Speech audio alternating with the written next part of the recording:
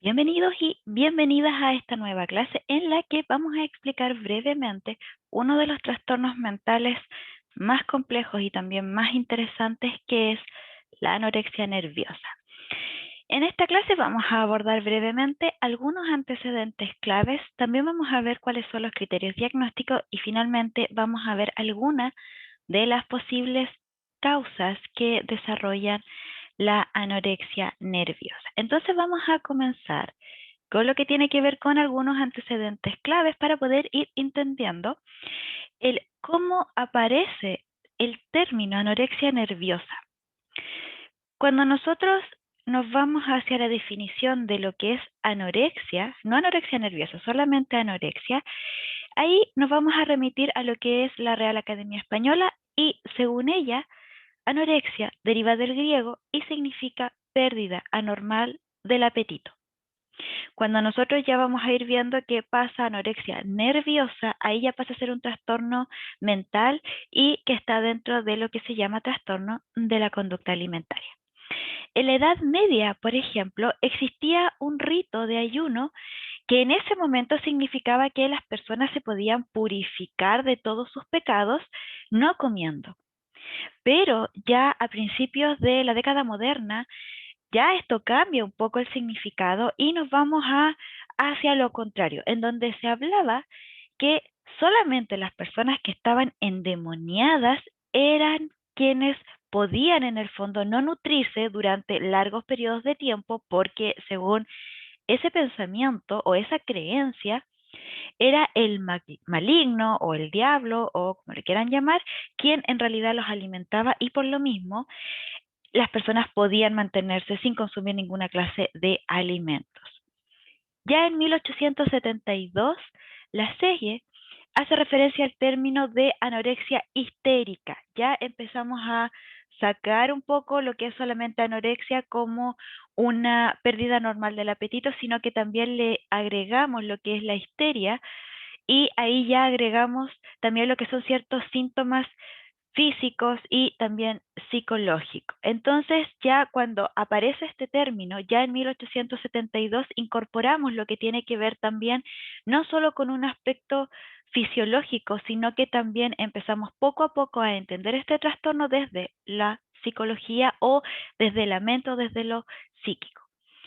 Ya en 1872, William Gould, quien va a describir las características de este trastorno y lo denomina anorexia nervosa. Y acá empezamos ya a ver que es una enfermedad psicógena, por lo tanto, en el fondo, la causa de este trastorno, que si bien existen alteraciones físicas, es psicológico. Cuando nosotros hablamos de anorexia nerviosa, hay varios puntos que son interesantes que los podamos ir viendo y también quizás hay varios mitos sobre el cómo aparece, por ejemplo, lo que es la anorexia nerviosa. La anorexia nerviosa muchas veces y durante muchos años, a través de lo que tiene que ver con los libros de psicopatología, aparecía que la anorexia nerviosa solo se desarrollaba en la adolescencia. Sin embargo, en la actualidad nos hemos dado cuenta que la edad de inicio ya no es solamente la adolescencia, que evidentemente sí ocurre y evidentemente pasa que la anorexia nerviosa hay un porcentaje alto en la cual tenemos a las pacientes que empiezan a desarrollar o a desencadenar lo que son los síntomas. Pero también nos hemos dado cuenta de que ya hay un inicio de lo que tiene que ver con la anorexia nerviosa entre los 8 y 9 años, que es una edad bastante temprana y esto se puede explicar también por lo que tiene que ver con el que desde ya los 7, 8 años los seres humanos empezamos a comprender ciertas diferencias entre nosotros y los demás, entre lo que tiene que ver con mis capacidades y los demás, y también con lo que tiene que ver con lo bonito, lo feo, lo gordo, lo delgado.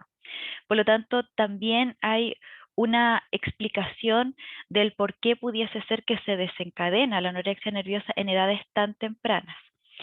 Había un mito también que hablaba que la anorexia nerviosa solamente se desarrollaba en la clase alta. A través de las investigaciones y obviamente las experiencias clínicas ya sabemos que la anorexia nerviosa no solamente se da en la clase alta, sino que se da en cualquier clase social y económica.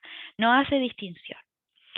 Sabemos que la anorexia nerviosa es multifactorial, todavía no conocemos una causa específica que desencadena, porque cada caso es diferente. Si bien la patología en el fondo genera que la paciente presenta alteraciones graves en su cuerpo por esta desnutrición o en sus, ya sea relaciones interfamiliares o interpersonales, pero la causa que lleva a la paciente o al paciente a generar lo que tiene que ver con la anorexia nerviosa, cada causa, cada causa es completamente diferente. Pero sabemos que dentro de las causas puede estar lo familiar, lo psicológico y obviamente también lo social.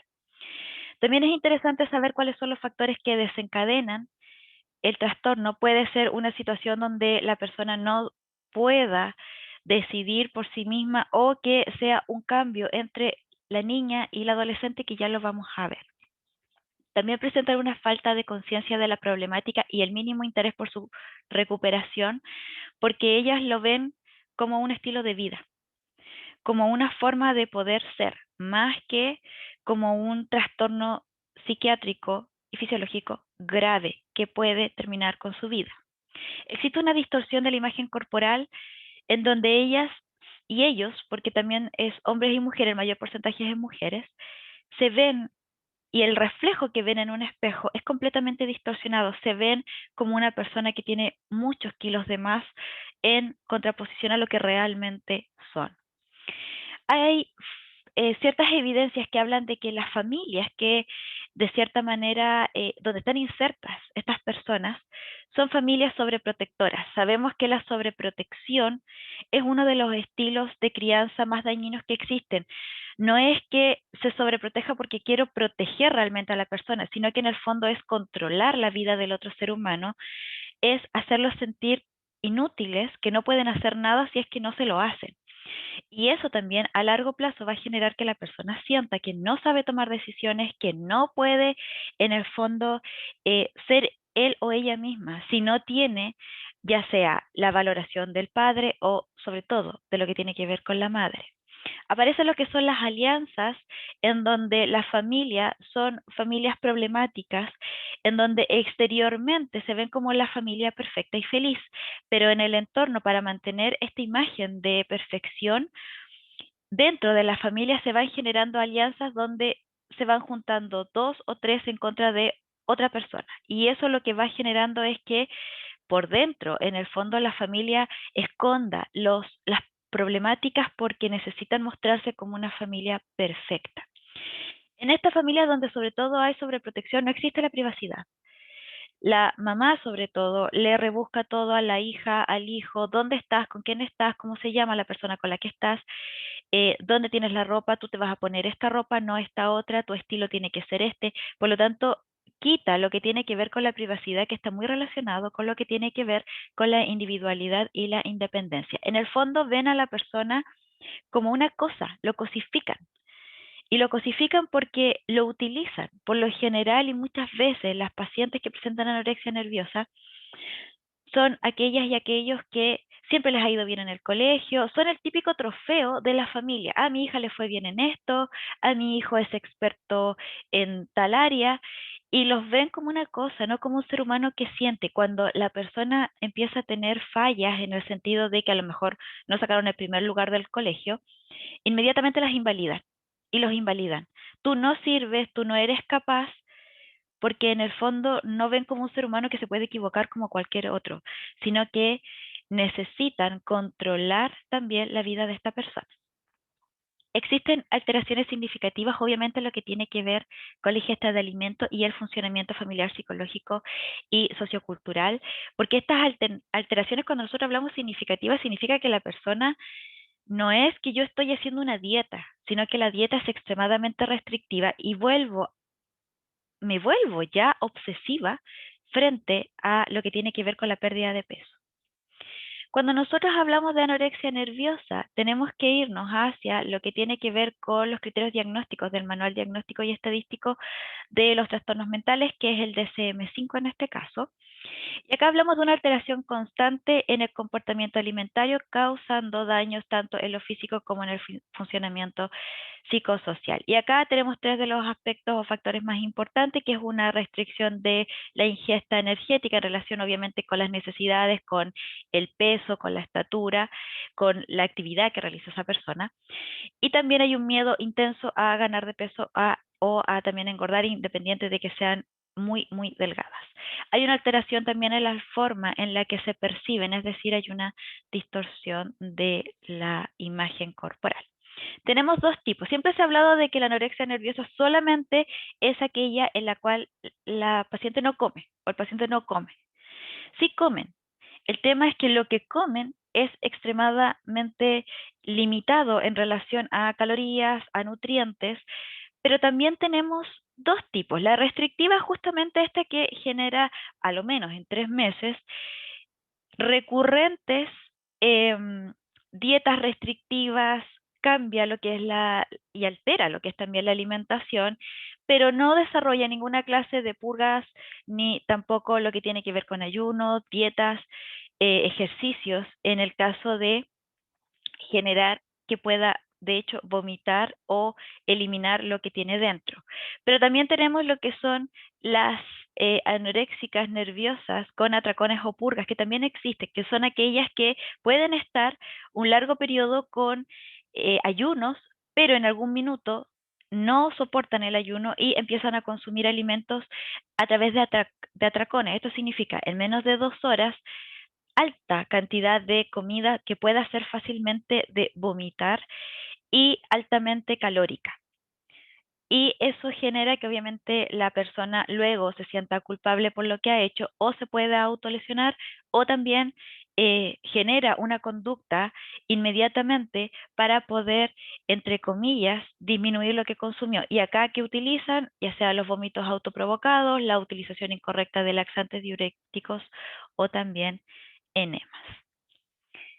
Nosotros podríamos hablar que la anorexia puede ser una adicción en donde evidentemente cuando nosotros hablamos que alguien se vuelve dependiente a algo, se vuelve adicto. Y según la Real Academia Española, el término adicción tiene que ver justamente con esta dependencia de sustancias o actividades nocivas para la salud o el equilibrio psíquico. En este caso es no consumir alimentos. En el caso de la anorexia nerviosa sería una toxicomanía sin una droga específica. Son conductas adictivas, obviamente, que la paciente desarrolla y que obviamente de cierta manera genera alteraciones en lo que tiene que ver con su funcionamiento psíquico. Por lo tanto, la persona necesita de cierta manera sentir que no está consumiendo ninguna clase de alimentos y eso la hace sentirse bien, hace sentir que tiene el control frente a algo. También la anorexia, cuando nosotros la pensamos como una adicción o como una droga, es obviamente una forma sustitutiva que encuentra esta paciente o esta persona para tranquilizar su angustia. El ser independiente, ya lo vamos a ver cuando pasemos a la adolescencia, pero el ser independiente, pero es esta independencia que tienen miedo, ya no soportan el estar bajo el yugo de la familia, sobre todo de la madre, pero también tienen terror a tomar decisiones solas porque no saben cómo hacerlo. Toda la vida han tomado las decisiones por ellos. El ser este bebé de mamá, esta criatura que hay que cuidarla, amarla, protegerla, pero a la vez tienen esta sensación de que me quiero separar, de que quiero independizarme. Y ahí es donde hay un choque psíquico y donde no saben cómo en el fondo poder solucionarlo. Y lo hacen a través de el autodañarse. Cuando nosotros hablamos de vinculación temprana, que es una de las posibles causas también, estamos hablando del apego, que es esta vinculación temprana que tenemos con, sobre todo con nuestra madre o con nuestra cuidadora, en el caso de que no esté la madre. Y evidentemente acá tenemos que ver que la madre no solamente transmite a través de la leche materna, por ejemplo, lo que es la alimentación, sino que también sus propias emociones. Por lo general suele haber un rechazo frente a estos hijos y evidentemente se alimenta al hijo, pero no hay una vinculación emocional con ese hijo o con esa hija. Por lo tanto, ahí empieza a haber una alteración en lo que tiene que ver con la relación posterior de esta madre y esta hija o este hijo, que evidentemente es mucho más distante, es mucho más cosificada, es menos vinculada emocionalmente. Y ahora nos vamos hacia la adolescencia, donde evidentemente hay un mayor porcentaje en cuanto a lo que se desarrolla el trastorno, se desencadena, y tiene que ver justamente porque los adolescentes están construyendo y buscando su propia identidad. Este momento rebelde que todos pasamos y que en el fondo los adolescentes que presentan alteraciones en la vinculación y que han sido sobreprotegidos o que simplemente su familia no los ha tomado en cuenta, los ha invisibilizado, no saben cómo generar esta construcción, no saben quiénes son si siempre les han dicho cómo ser, o simplemente nunca le han mostrado cómo son. Acá hay un duelo por la identidad infantil porque obviamente quieren mantenerse como ese ser humano que van a cuidar y proteger. Empiezan a aparecer los cambios corporales, sobre todo en las niñas, por lo tanto, no quieren sentirse mujer, no quieren sentir tampoco la responsabilidad que significa justamente ser mujer. Hay casos en los cuales la anorexia nerviosa se desencadena justamente en la adolescencia porque en la niñez hubo abuso sexual. Y como empiezan a aparecer las sensaciones sexuales, eso puede generar también que la persona empiece a recordar los abusos sexuales y para evitar que la vean como un objeto sexual, prefieren mantenerse como una niña, por ejemplo. Necesitan la aprobación exterior porque sienten que siempre están necesitando que alguien los valide. No saben tomar decisiones. Evidentemente los medios de comunicación como el Internet bombardean constantemente con esta perfección en el fondo y eso asociado a una baja autoestima va a generar que encuentren justamente en este bombardeo de la transpiration que le llaman ellos, y evidentemente van a encontrar también estas páginas donde aparecen otras personas con trastorno de la conducta alimentaria, anoréxicas nerviosas en este caso, que lo ven como un estilo de vida y lo promueven de esa forma. Y pasan a ser una contención para esta chica o este chico que se siente incomprendido y se apoyan entre ellas, se hablan sobre princesas, que en el fondo son estas princesitas que siempre van a estar protegidas. Y también el control del cuerpo, porque el cuerpo va creciendo, va cambiando y obviamente hay una independencia y autonomía que se quiere, pero a la vez se rechaza. Evidentemente que hay todo un tema sobre lo que tiene que ver con la identificación, con el quién soy, cómo quiero ser, y se ven en un vacío que no entienden hacia dónde ir, no saben realmente quiénes son, ni cómo son, ni hacia dónde van. Y eso les provoca una alteración tan grave que necesitan controlar algo dentro de su vida. Y ese control lo llevan hacia lo que tiene que ver con la comida. La comida la pueden controlar el hambre. Y eso para ellas y para ellos es una sensación de por fin puedo hacer algo. Quizás no con mi vida ya, si tengo 13 años, 14 años, los cuales tengo que buscar un estilo y no sé qué estilo buscar y necesito en el fondo una identidad, pero todavía no sé cómo, por lo menos ahora soy la anoréxica y eso le da una identidad. Al ser anoréxico o anoréxica, tengo una identidad, soy alguien, por fin. Por eso es que cuesta tanto que lo vea como un trastorno, que puede acabar con su vida, porque en el fondo es como que me siento parte de algo. Quizás nunca me sentí parte de mi familia, quizás siempre me sentí invalidada y nunca reconocido o reconocida por quien soy más que por mis logros. Por lo tanto, cuando son anoréxicos o anoréxicas y tienen este diagnóstico, ellas los disfrutan porque saben que por fin son alguien en la vida. Eso ha sido toda nuestra clase, espero que la hayan disfrutado y obviamente si quieren recibir gratuitamente el manual de esta clase, lo único que tienen que hacer es dejarnos su correo electrónico en el enlace que aparece en la publicación y nosotros con mucho gusto les vamos a enviar esta información para que puedan profundizar sobre este tema.